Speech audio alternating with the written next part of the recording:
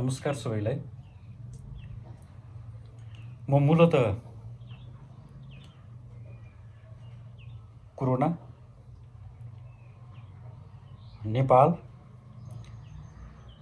नेपाल सरकार वर्तमान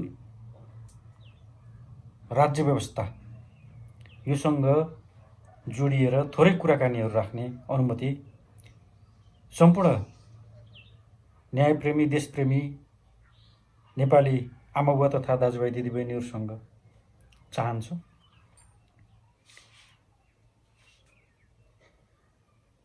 कोरोना के हो भन्ने विषयमै हाम्रो वर्तमान नेपाल सरकारले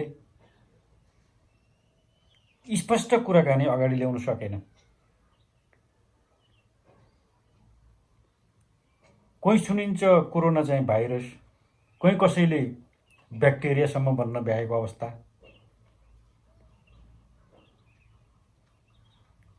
एक्ज्याक्टली हो के त? यो सामान्य नै हो या भयङ्कर खतरापूर्ण? यस विषयमा 6 महिनासम्म स्पष्ट जवाफ आम नेपाली नागरिकलाई विश्वास हुने खालको वातावरण बन्ने गरिकन स्वास्थ्य मन्त्रालयले लिनुपर्ने कुराहरू हुन्, दिनुपर्ने कुराहरू हुन्। नागरिकलाई आत्मबल बलियो हुने गरिकन, मनोबल नखस्किने गरिकन विषय र व्यवहारलाई अगाडि ल्याउनु पर्ने हो। तर यहाँ त एउटा नागरिकलाई आतंकित बनाउने, एउटा त्राहिमाम सिर्जना गर्ने सरकार र सरकारद्वारा सञ्चालित विभिन्न अङ्गहरूले त्यस प्रकारको व्यवहार प्रदर्शन गरेको छरपष्ट देखिएको छ। विभिन्न सञ्चार माध्यममा पनि सुनिएको छ। केही बुद्धिजीवीहरूले पनि यो विषयलाई पस्किनु भएको छ। हुँदा हुँदा एउटा बहसको विषय पूर्वीय दर्शन र पश्चिमी दर्शनको बहसको विषय उठेको छ।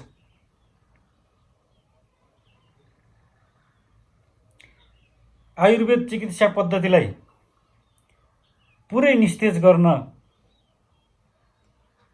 वर्तमान सरकार मार्फत स्वास्थ्य मन्त्रालय लागेको हो कि भन्ने खालका कुराहरू पनि नागरिक समाज, बुद्धिजीवीहरूबाट विभिन्न सञ्चार माध्यममा व्यक्त गरेका कुराहरूले त्यसलाई पुष्टाइदिइरहेको छ।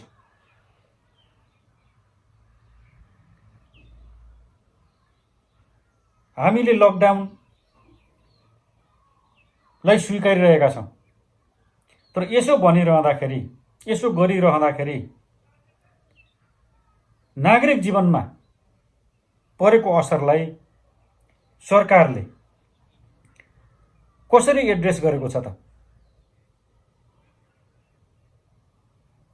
नीतिगत र सैद्धान्तिक हिसाबले मात्रै पुग्दैन। जनतालाई व्यावहारिक सहयोगको आवश्यकता छ। जनतालाई नैतिक सहयोग होइन, आर्थिक सहयोगको आवश्यकता छ। जो दैनिक काम गरेर हातमुख जोड्ने, परिवार पाल्ने, त्यस प्रकारको अवस्था लाखौं नेपाली नागरिक, मुख्य गरिकन मजदुर किसान नागरिकहरूमा यो अवस्था छ र यसलाई सम्बोधन गर्ने कुरामा केन्द्रमा रहेका नेताहरूले एक खालको व्याख्या गरिरहने, मुख्य गरिकन जुन स्थानीय तह हो त्यो तहले जुन एउटा पुलको काम गर्नुपर्ने थियो, जनताका समस्याहरूलाई जोड्ने काम गर्नुपर्ने थियो, त्यो चाहिँ भरपुर मात्रामा भएको देखिँदैन। यानि कि निकै कम भएको, त्यो पनि दलीय र राजनीतिक प्रभावमा परेर भएको, आफ्ना नजिकका र कार्यकर्ताहरूको पहुँचमा मात्रै त्यो सीमित रहेको भन्ने गुनासाहरू आएका छन्। यस कुराले के नेपाली जनताले बलिदानी पूर्वक लिएको यो व्यवस्था यही दुरावस्था भोग्नको लागि हो त? के यो गणको तन्त्र अथवा जनताको व्यवस्था हो त? मलाई ठुला राजनीतिक दल र त्यसका नेतृत्वहरूले, यानि कि आम नागरिकलाई, जो मेरो आवाजसँग सहमत हुनुहुन्छ, उनीहरूलाई गणतन्त्रको परिभाषा यानि कि जनताको हुन्, तपाईहरूको बुझाइमा जनता कसलाई भन्ने गर्नुभएको छ, यसको जवाब अहिले आवश्यक हो। आफ्ना हरेक कुरालाई स्वीकार्ने र आफ्नो वरिपरि रम्नेहरू मात्रै जनता हुन् कि वास्तविक सर्वहारा र श्रमजीवी वर्ग जनता हो, वास्तविक किसान जनता हो?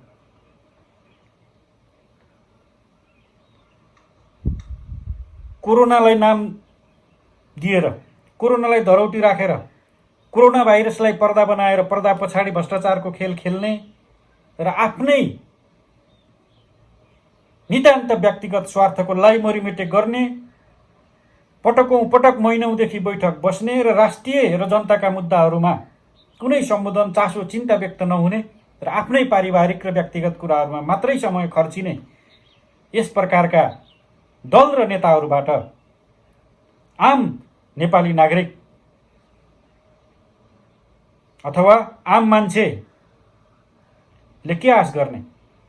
खास मान्छेको लागि मात्रै व्यवस्था परिवर्तन हुने गरे भनेर आम मान्छेको लागि व्यवस्था परिवर्तन गरिकन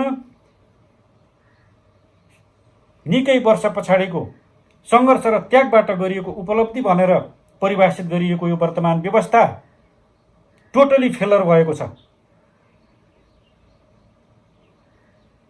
यसलाई स्वीकार्न सक्नु पर्यो नि। लाज पनि लजाउने गरिकन नेपाली भूमिलाई राजनीतिक फोहोरी रङ्गमञ्च बनाइराख्ने यस प्रकारको परिपाटीले भोलिका दिनमा कतै हाम्रो नेपाल र नेपालीको अस्तित्व समाप्त हुने त होइन। यस प्रकारको शङ्का पनि देखियो।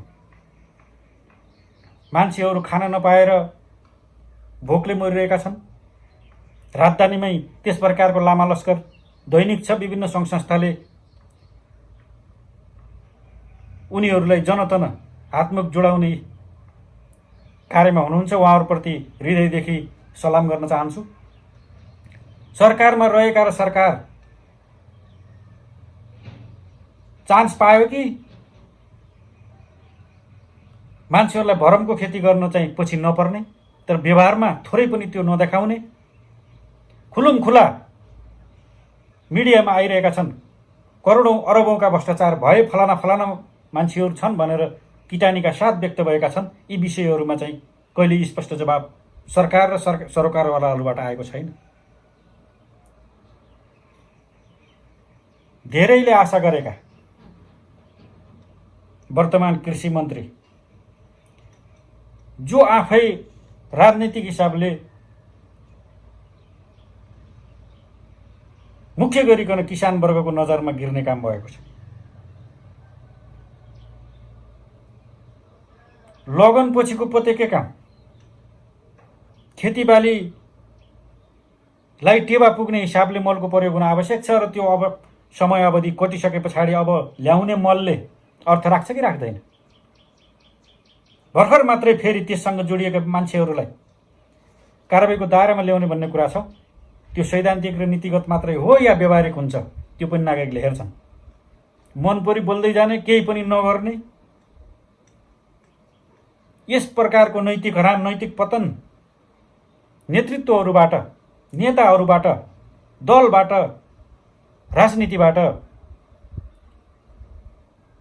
आम नागरिकले के आशा राख्ने? खास नागरिक, खास मान्छेले त आशा राखेका छन्, फाइदा पनि लिएका छन्। तर जसको लागि भनिएको हो, भनिए बापत जसले चाहिँ त्याग गरे, बलिदानी गरे, क्षति बिहोरे, उनीहरूको लागि त दुर्भाग्य नै भयो। केही खास मान्छेका लागि अहोभाग्य भयो, तर आम मान्छेका लागि दुर्भाग्य भयो। हिजो थुप्रै व्यवस्थाहरू दुर्भाग्यपूर्ण भयो भनेर परिवर्तनका खातिर आम नागरिकहरू जुटे जुर्मुराए। यो कुरालाई बेस बनाइराख्नुपर्ने, सम्झिराख्नुपर्ने।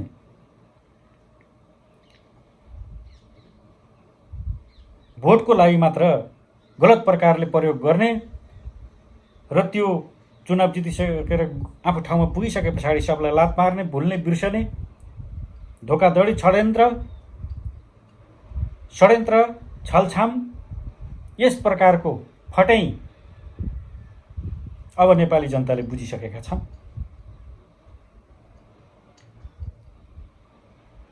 सबभन्दा ठुलो चिन्ता के भयो भने नेपालै रहला कि नरहला भन्ने स्थिति छ। वैदेशिक शक्ति केन्द्रहरूका गोटी बनेर छरपष्ट गरिएको राजनीतिले हाम्रो देश नेपाल कतै इतिहासमा सीमित हुने त होइन भन्ने चिन्ताले देशभक्त नागरिकहरूलाई सताउन थालेको छ। चीन र भारतको बढ्दो असन्तुष्टि र टकराव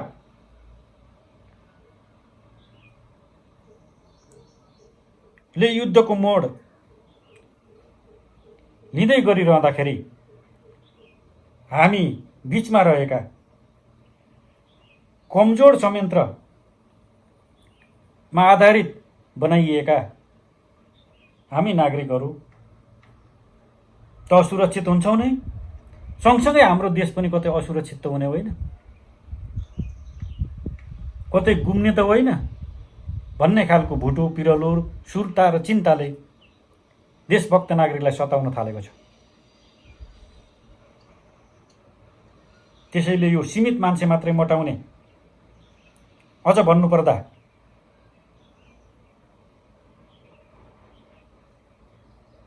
राजतन्त्र महँगो भयो, राजाहरू महँगा भए, यिनीहरूको भरण पोषणको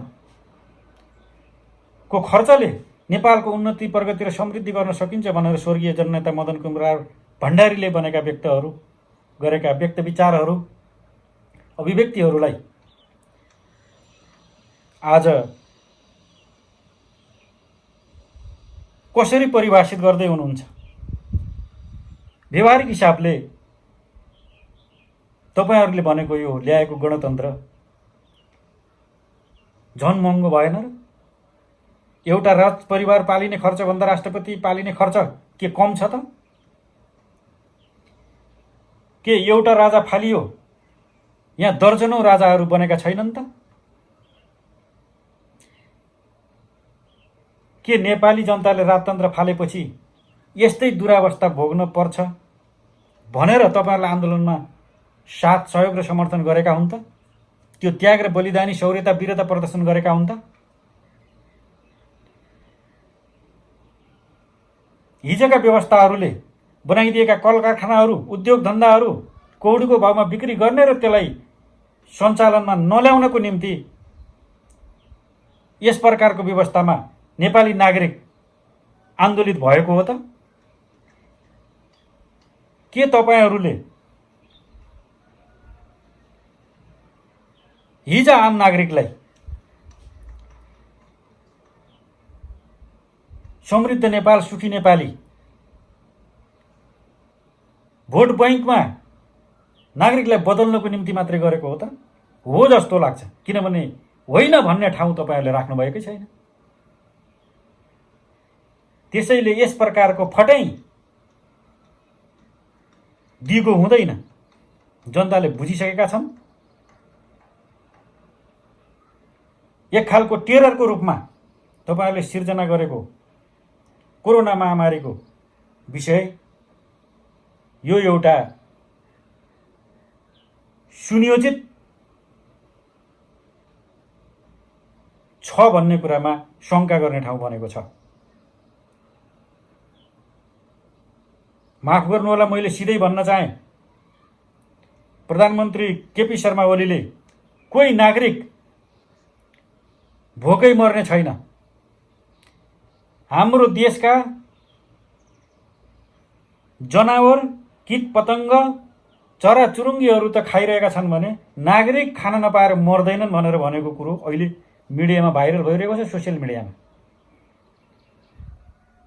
नागरिकले खाना पाइरहेका छन् कि छैनन् त? ल मानौ लकडाउन जनहितमा छ अनि बन्द गरिएर नागरिकलाई चाहिँ घरभित्रै थुनेर मात्रै समस्या समाधान हुन्छ त?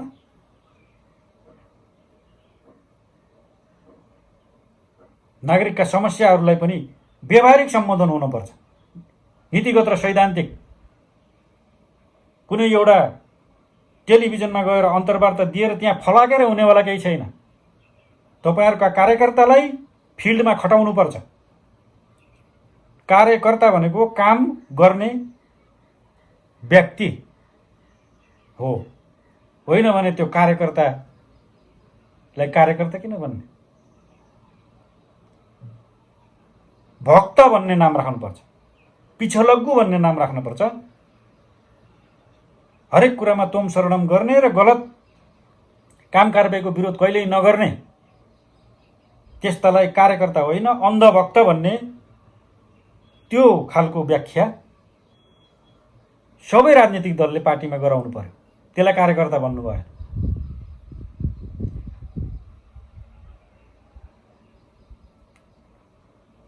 कुनै अमुक नेताले घाम लागेको बेला जुन लागेको छ भन्यो भने जुन लागेको छ भन्दै जनताको माझ जाने मान्छे त्यो कार्यकर्ता होइन, त्यो अन्धभक्त हो।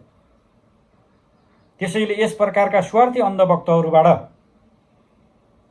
नेपाली जनताले झन् दुःख पाएका छन्। यो विषयलाई पनि तपाईहरुले बुझ्नुपर्छ। होइन तपाईहरुको नियत नै त्यही हो भने पनि स्पष्टसँग भन्नु पर्यो। हामीले हिजो यो त्याग गर्यौं, यति वर्ष जेल बस्यौं, भूमिगत भयौं, कमाउने बेलामा राजनीति गरियो, अब चाहिँ त्यसको फाइदा हामीले उठाउन पाउनुपर्छ। त्यही भएर हामीले चाहिँ राष्ट्रिय ढुकुटीमाथि बर्मलोड गरेका छौं, नाङ्गो नाच नाचिरहेका छौं। हामी नेताहरूले पनि त्यसो गर्छौं, हाम्रा कार्यकर्ताले पनि त्यसै गर्छन् भनेर स्पष्ट रूपमा भनिदिनुस्। अनि त्यसपछि नागरिक चाहिँ स्पष्ट हुन्छ। चित्त बुझे स्वीकारला, चित्त बुझेन भने विरोध गर्ला। म यो भन्न चाहन्छु। त्यसैले नागरिकका समस्यालाई सम्बोधन गर्न सिकौं। जनता नै इतिहासका निर्माता हुन् भन्ने कुरालाई सबैले बुझेको विषय हो।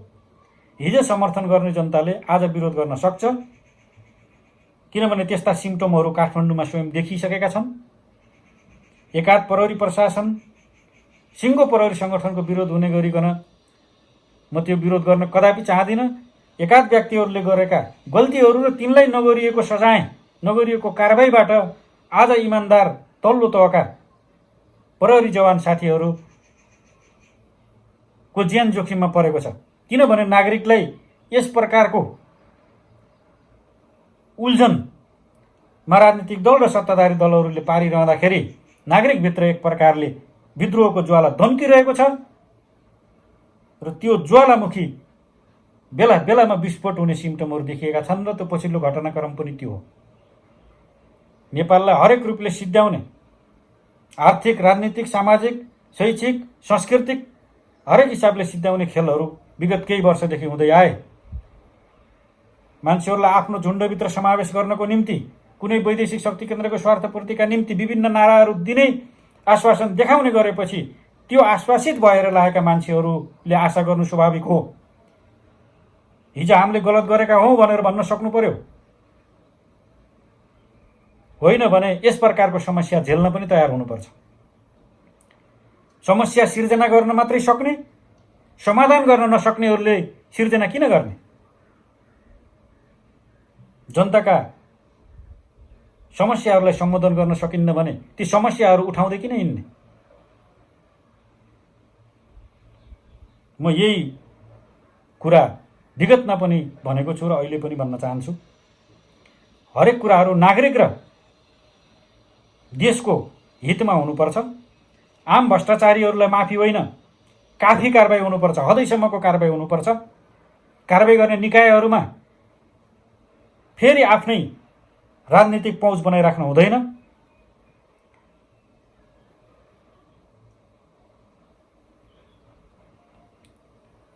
मुख्य गरिकन नागरिक समाज, बुद्धिजीवी आदि इत्यादि पत्रकार निष्पक्ष र स्वतन्त्र ढङ्गले बोल्न सक्नुपर्छ।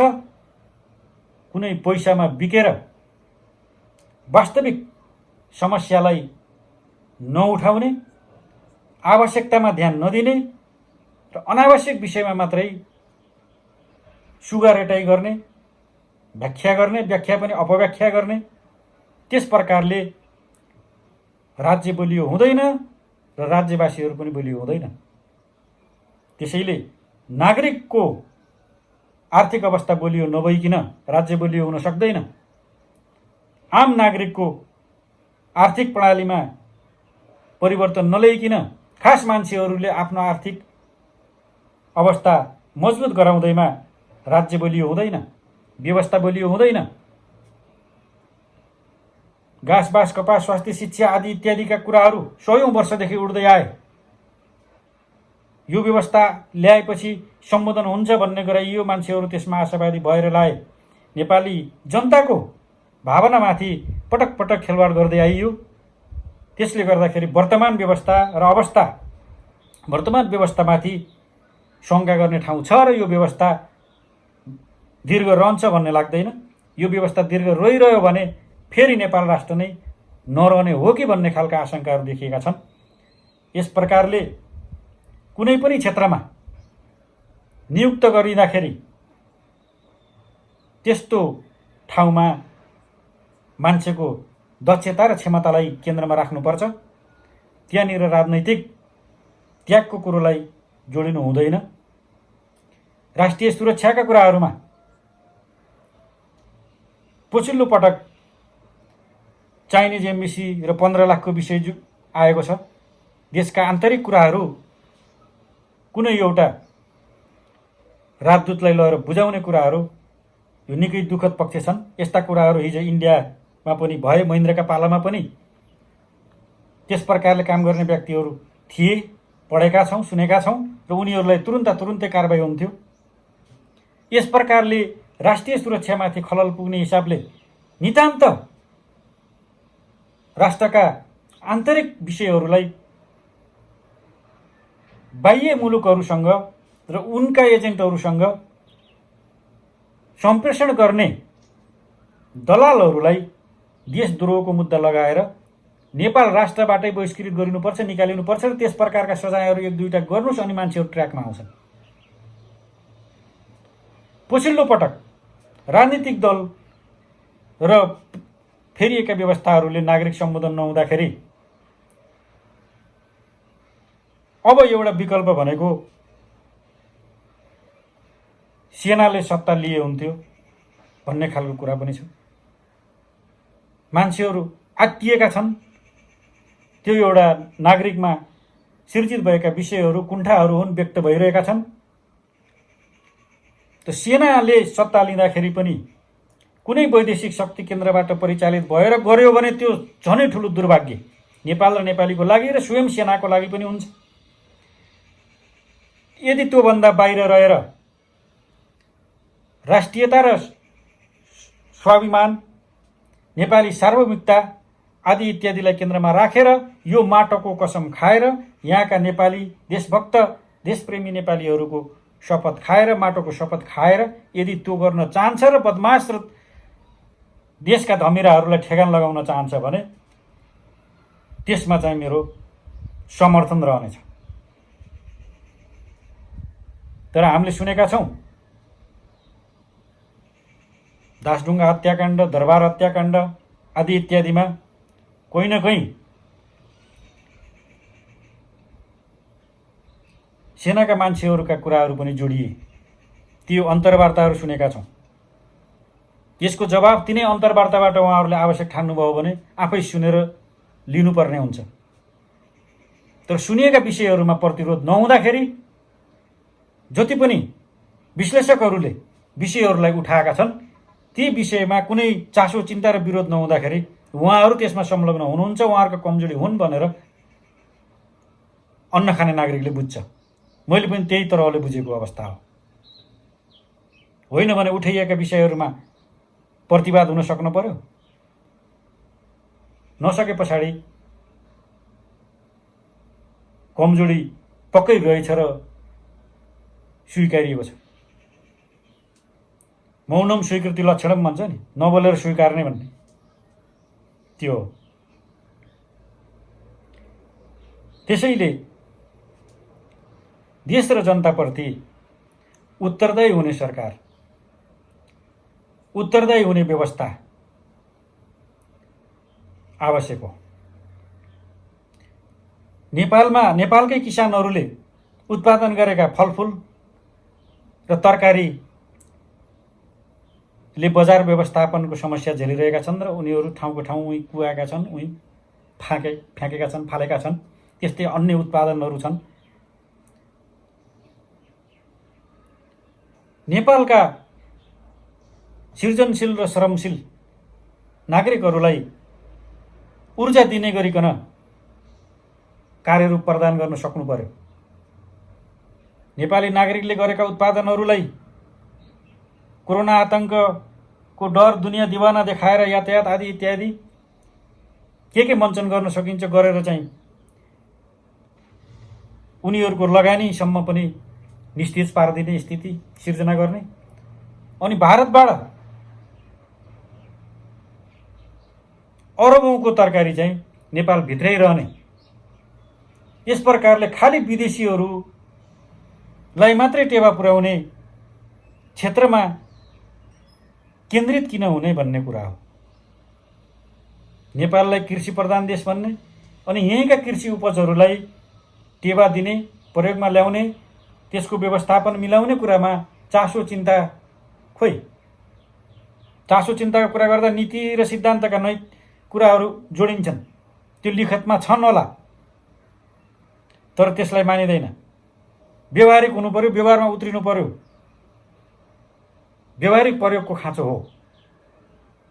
बोल्ने र लेख्ने कुराहरूको नेपालमा कमी छैन, गर्नेको कमी हो। त्यसैले गर्न चाहेकाहरू र गर्न लागेकाहरूलाई प्रोत्साहित गर्ने हिसाबबाट काम हुनु पर्यो भन्नेमा मेरो आग्रह हो। नेपालमा उत्पादन गर्न नसकिने, यहाँका तत्काल चाहेर पनि सम्भव नहुने विषयहरूमा चाहिँ बाहिरबाट सहयोग भित्राउनु पर्छ। एक्सपोर्ट इम्पोर्टका कुराहरू छँदैछन्, आयात निर्यातका कुराहरू छँदैछन्, वैदेशिक सम्बन्धका कुराहरू छँदैछन्। त्यो गर्नै हुँदैन। एउटा नेपाललाई जेलगिरिए जस्तो बनाइनुपर्छ भन्नेमा मेरो अभिव्यक्ति होइन। ती सबै कुराहरू आफ्नो ठाउँमा छन्, तर आत्मनिर्भर हुनको निम्ति नागरिकलाई साथ सहयोग र समर्थन राज्यको हुनु पर्यो। राज्य यानि कि सरकारको हुनु पर्यो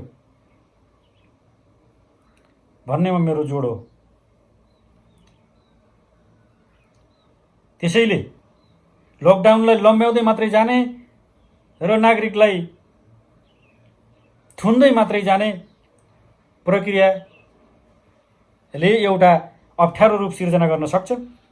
त्यसैले यसको वास्तविक समस्याको जडलाई पहिचान गरिकन यदि मिडियामा आए जस्तै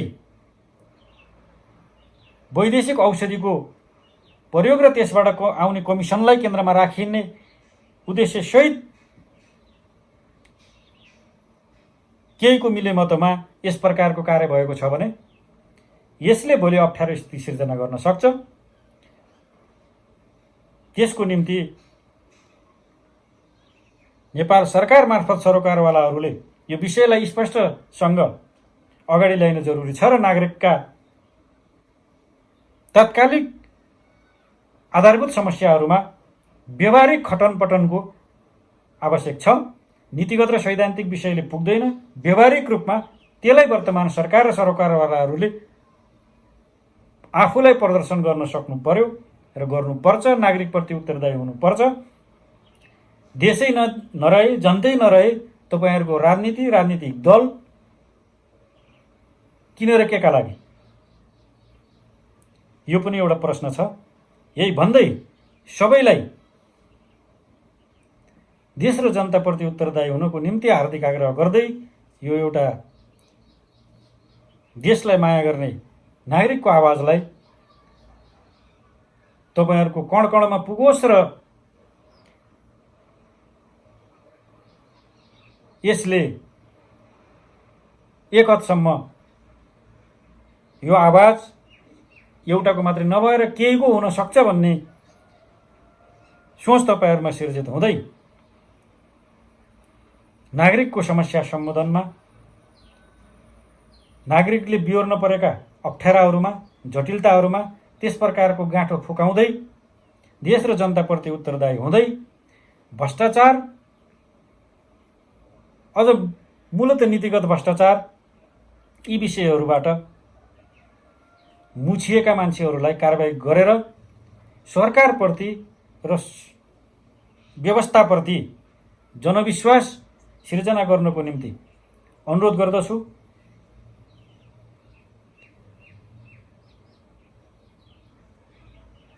मैले सुनेको छु कोरोनाको बारेमा मान्छेहरूलाई अलि बढी नै आतंकित बनाइएको छ। सुदूरपश्चिममा एउटा नातिलाई कोरोना लाग्यो भन्ने खबरले उनको हजुरआमाले जीवन त्याग गरेकी छन्।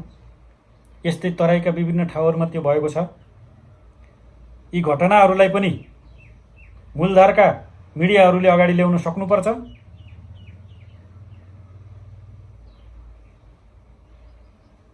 राज्य चनाखो हुनु आवश्यक छ। सम्पूर्ण संयन्त्रहरूलाई चनाखो बनाइन आवश्यक छ। त्यसैले राज्य खास मान्छेमा नभइकन, सरकार खास मान्छेमा नभइकन आम मान्छे, आम नागरिकको समस्यालाई सम्बोधन गर्ने हिसाबमा हुनुपर्छ। अझ ठेटमा भन्नुपर्दाखेरि राज्यको, सरकारको यो अभिभावकीय दायित्व हो र आफूलाई अभिभावकको रूपमा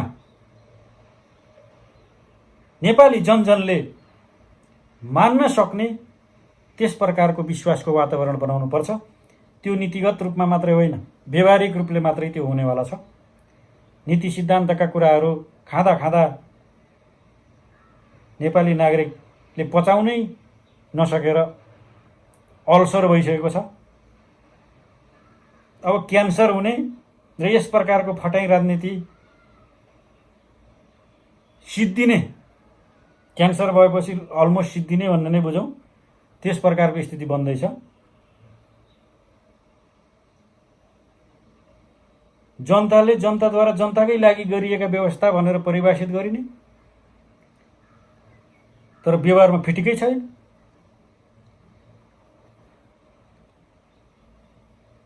लाज पनि लाग्नुपर्ने हो। हग्नेलाई भन्दा देख्नेलाई लाज भन्छन्। तपाईहरु गर्नेहरूलाई लाजै नलाग्ने भयो, अब हामीहरूलाई चाहिँ लाज लाग्ने भयो। ठ्याक्कै मिलिरहेछ। कम्तीमा लाज मान्ने गर्नुपर्छ। अब अलिकति आध्यात्मिक कुरा गरेर पनि पाप र धर्मको कुरा पनि जोड्नुपर्छ जस्तो लाग्यो मलाई।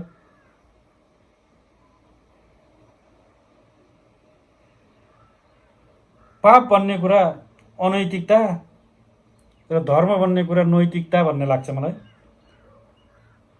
नैतिकतै नभएका मान्छेहरूले धर्म पुण्यका कुराहरू, इमानदारीताका कुराहरू, अनुशासन र लज्जाबोधका कुराहरू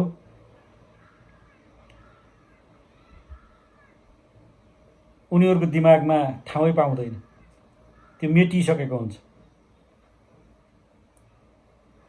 त्यसैले हामीले सही कर्म गर्नेलाई धर्मी, कुकर्म गर्नेलाई पापी भन्छौँ, अध्यात्मले त्यो भन्छ। त्यसैले तपाईहरू कति धर्मी हुने, नेपाल र नेपाली आम नागरिकको बुझाइमा, नजरमा, र कति पापी हुने, एउटा कुरा चाहिँ फेरि त्यो मरे पछाडि यमलोकमा सजाय मिल्ने कुरालाई चाहिँ नगरौँ, तर जिउँदै सजाय मिल्ने कुरा चाहिँ पापीहरूलाई कस प्रकारको सजाय दिने, धर्मीहरूलाई कस प्रकारको सजाय दिने, त्यो चाहिँ नेपाली जनताले मौका हेर्छ, हेरिरहेको छ। त्यसैले अब तपाईहरू यही कार्यरूप, यही कार्यशैली, यही झुटको खेती गर्दै जानुभयो भने ताली होइन जनताको गाली पाउनुहुनेछ। अझ योभन्दा माथि लो स्तरको केही पाउन पनि सक्नु होला। मान्छेले बोलिसके, मिडियामा आइसक्यो, यो कुरा भएन भने मेयरलाई सिध्याइदिन्छु भन्ने कुराहरू छन्। यो तपाईहरूको कार्यशैली र शासन व्यवस्थाले सिर्जित गरेको विषय हो। यसमा नागरिक दोषी छैनन्। तपाईहरूले स्वार्थलाई मनपरी ढङ्गले बोल्ने काम गर्नुभयो, त्यो रुष्टता त्यहाँसम्म पुगेको छ। आज भन्ने मान्छेले भोलि गर्न पनि सक्छ। हिन्दीमा भनिन्छ नि, आदमी मर्ता तो क्या नहीं करता भने। देशै मर्ने भयो, संस्कृति नै मर्ने भयो, मान्छे स्वयं मर्ने भयो, परिवार भोकले मर्ने भयो, यस प्रकारको स्थिति आयो भने मर्नै छ त भनेर सोच्दैन मान्छेले। त्यसैले तपाईहरू आफ्ना दलीय स्वार्थमा भन्दा पनि राष्ट्र र आम नागरिकका स्वार्थमा बढी केन्द्रित हुनुहोस्। यो सम्पूर्ण दललाई मेरो अनुरोध हो, नागरिक समाजलाई अनुरोध हो, बुद्धिजीवीलाई अनुरोध हो, मूलधारका पत्रकारलाई पनि अनुरोध हो। सबै कसै न कसैका पिँढोका पछाडि लागेर नेपाल र नेपालीको मनलाई ढिँडो उडाले चाहिँ उडाल्ने त्यस प्रकारको अधिकार र छुट छैन। यही भन्दै नेपाल र नेपालीको उन्नति, प्रगति र समृद्धिको पक्षमा सबैबाट काम होस्, मेरो शुभेच्छा यही छ। जय देश, जय श्री पशुपतिनाथ।